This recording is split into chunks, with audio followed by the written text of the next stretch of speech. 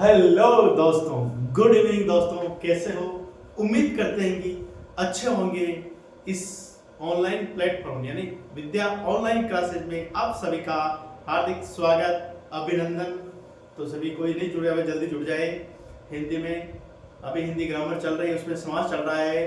First class में समास की डेफिनेशन और कितने प्रकार के होते हैं उस पर बात की थी, और उसमें फर्स्ट समास अविभाज्य समास पर बात की थी। और दूसरा समास कौन सा है? तत्पुरुष समास। तत्पुरुष समास पर बात करेंगे हम। तो देखो, तो कि असफलता एक चुनौती है, उसे स्वीकार करो। असफलता एक चुनौती है, उसे स्वीकार करो। क्या कमी रह गई देखो और सुधार करो। कुछ किए बिना ही जय जयकार नहीं होती, कुछ किए बिना ही जय जयकार नहीं होती, और कोशिश करने वालों की कभी हार नहीं होती मेरे दोस्त। इसी लगातार कोशिश करते रहिए, मेहनत करते रहिए, मेहनत का फल हमेशा मीठा होता है। तो हम आज कौन सा सेकंड नंबर का समास यानी तत्पुरुष समास पे बात करेंगे। इस पे तत्पुरुष समास पे बात करेंगे। तो इसमें क्या होता है, पहले जो समास था अव्ययभाव समास, उसमें कौन सा प्रथम पद यानी अव्यय क्या था, उसमें प्रथम पद प्रधान था। लेकिन दूसरे समास यानी तत्पुरुष समास में दूसरा पद यानी उत्तर पद को क्या बोलते, उसमें वो प्रधान होता है। इसमें दूसरा पद क्या होता है? प्रधान होता है यानी मुख्य होता है। इसमें किसका यूज होता है? विभक्ति। इसमें विभक्ति का क्या होता है? लिंग वचन। विभक्ति लिंग वचन तथा दूसरे पद के अनुसार इसका प्रयोग होता है। इसमें क्या कौन सी विभक्ति का प्रयोग होता है? कारक विभक्ति। कौन सी विभक्ति? कारक विभक्ति का प्रयोग होता है। जैसे कर्ता ने उसका नहीं होता है, कर्म को कर्ण से संप्रदान के लिए अपादान और अपादान से संबंध काटे की और अधिकरण में पर, उस पे हम बात करेंगे। तो ये हो गया कौन सा समास चल रहा है अभी? तत्पुरुष समास है। तो पहले बार हम किसने बात की थी? फर्स्ट नंबर पर अविभाज्य समास पर है ना। इसमें पहला पद क्या होता है? अव्यय होता है, और प्रथम पद इसमें क्या होता है? मुख्य प्रधान होता है ना। तो दूसरा पद हम इस पे बात कर रहे हैं, तो इसमें तत्पुरुष समास कर्म भी दूसरे नंबर पे, इसमें मुख्य दूसरा पद प्रधान होता है। तो इसमें कारक विभक्ति का प्रयोग होता है। इसमें विभक्ति का लिंग वचन दूसरे पद के अनुसार इसका यूज होता है, प्रयोग होता है। जैसे हम देखते हैं पहला कर्म तत्पुरुष। कर्म तत्पुरुष में जैसे एग्जांपल देखते हैं वन गमन। जैसे इसके विभक्ति चिन्ह कौन सा है? कर्म को कर्ता ने और कर्म को दूसरा कौन सा है? कर्म को, तो इसका चिन्ह भी क्या को है? तो जैसे वन गमन, वन गमन यानी वन को गमन यानी वन को गया हुआ, वन को गमन नहीं विभक्ति चिन्ह आ रहा। फिर जेब कतरा यानी जेब को कतरने वाला, जेब कतरा यानी जेब को कतरने वाला। कैसे थोड़ा देख, जेब से कतरने वाला या जेब से कतरने वाला या वन से गमन होने वाला, ऐसा नहीं बैठता ना। तो जो सीक्वेंस होता है वो उनके अनुसार बैठता है ना। तो कर्म है ना, तो इसकी कोई विभक्ति यूज होती तो वन गमन, वन को गमन, जेब कतरा यानी जेब को कतरने वाला। वैसे दूसरा देखो कर्ण से या के द्वारा, इसका विभक्ति चिन्ह कौन सा है? से या के द्वारा। जैसे हस्तलिखित यानी हस्त द्वारा या हाथ के द्वारा लिखित होता है, हस्त से या हाथ द्वारा लिखा होता है। तुलसीकृत, तुलसी द्वारा रचित, जो तुलसीकृत जो रचना है वो किसके द्वारा लिखी गई है? तुलसीकृत, तुलसीदास द्वारा, तो तुलसी द्वारा रचित हो गई। फिर रत्न जड़ित, रत्न से जड़ित, रत्नों से जुड़ी, वैसे नहीं रत्न को जड़ित होती है, ऐसा नहीं होती ना। तो वैसे ही जो चीज बैठती है उनके अकॉर्डिंग ही बैठते हैं, रत्न से जड़ित। फिर वापस तीसरा आता है संप्रदान तत्पुरुष। संप्रदान, इसका विभक्ति चिन्ह कौन सा होता है? के लिए। किसके लिए? दान देने के लिए है ना, वो के लिए। जैसे हवन सामग्री किसके लिए होती है? हवन को सामग्री होती है क्या? बिल्कुल नहीं होती है। तो किसके लिए? हवन के लिए सामग्री। किसके लिए? हवन के लिए सामग्री। विद्यालय, विद्या के लिए आलय है ना, विद्या के लिए आलय। आलय किसको बोलते हैं? घर, मकान है ना, स्थान। फिर गुरु दक्षिणा, गुरु के लिए दक्षिणा होती है। क्या छात्रों के लिए दक्षिणा होती है? नहीं होती ना। तो हमें से किसके लिए? गुरु दक्षिणा, तो गुरु के लिए दक्षिणा होती है। इसके बीच में जो आ रहा है ये इसके क्या है? विभक्ति चिन्ह है। फिर वापस अपादान, कौन सा है? अपादान तत्पुरुष समास। इसका क्या होता है?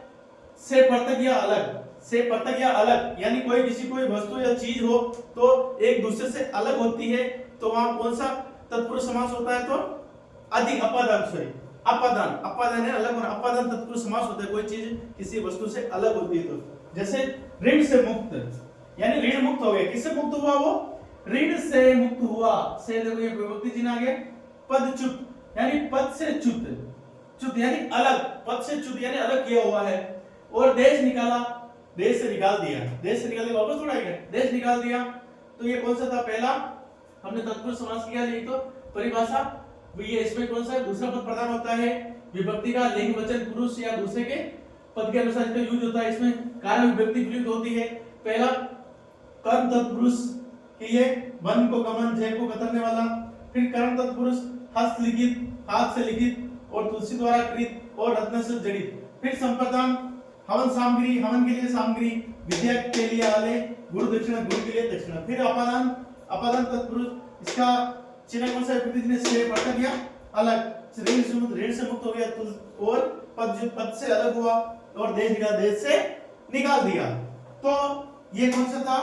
तो अब अगले वाला पढ़ेंगे कितने, 4 नंबर और 5 नंबर का संबंध, संबंध तत्पुरुष समास। कौन सा, संबंध तत्पुरुष समास पढ़ेंगे, संबंध। फिर अधिकरण में पर, संबंध क्या है, संबंध तत्पुरुष के बारे में पढ़ेंगे। संबंध जैसे मंत्री परिषद है, प्रेम सागर है, राजमाता है, और रामचरित है, रामचरित मानस है ना। तो 4 नंबर हो गया। फिर 5 नंबर का क्या होगा, संबंध तत्पुरुष, संबंध तत्पुरुष, संबंध जैसे का, के, की, यह विभक्ति चिन्ह है, विभक्ति चिन्ह है ना, का, के, की। जैसे एग्जांपल के तौर से देखें तो क्या है, राजमाता, क्या है, राजमाता, तो क्या होगा, राजा की माता, क्या होगा, राजा की माता, राजा की माता, इसमें और से डालते हैं, राजा की माता होगी। फिर वापस क्या होगा, मंत्री परिषद, सेकंड हो गया मंत्री परिषद, यानी मंत्रियों की परिषद, किसकी, मंत्रियों की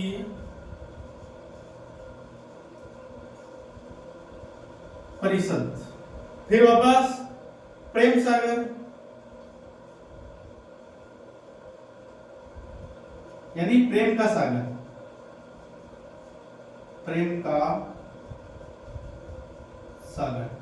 तो ये कौन सा संबंध का, इसके विभक्ति चिन्ह कौन से, का, के, की, राजमाता, राजा की माता, मंत्री परिषद, मंत्रियों की परिषद, और प्रेम सागर, प्रेम का सागर। फिर वापस 6 नंबर क्या होगा, अधिकरण तत्पुरुष। कौन सा है, अधिकरण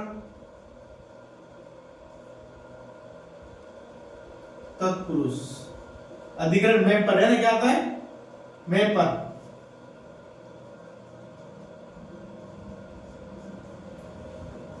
में पर या पे। इसके एग्जांपल देख लेते हैं इधर, जैसे एक तो कौन सा है, वनवास, वन में वास। फिर दूसरा जीवदया, जीवदया। तीसरा ध्यानमग्न।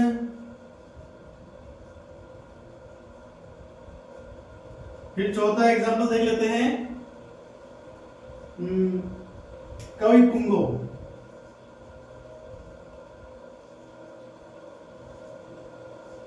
पुंगो बोलते हैं श्रेष्ठ कवियों में पुंगो। अब जैसे देख लेते हैं, ये हो गया अधिकरण में पर, तो इसका एग्जांपल है वनवास, यानी वन में वास।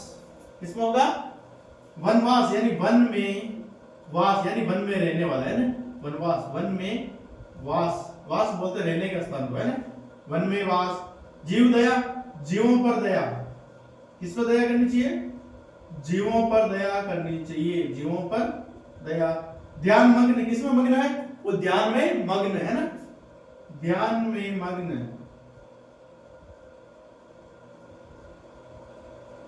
ध्यान में मग्न, ध्यान में मग्न। फिर कवि पुंगो, कवियों में श्रेष्ठ या पुंगो है ना, पुंगो बोलते हैं श्रेष्ठ, तो कवियों में